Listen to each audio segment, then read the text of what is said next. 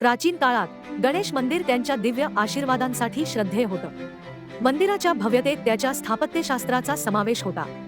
तसेच या मंदिराशी निगडीत मिथिकल दस्तावेजे होती. म्हणण्यात येतं की या दस्तावेजांमध्ये गणेशाच्या गुप्त ज्ञानाची माहिती होती.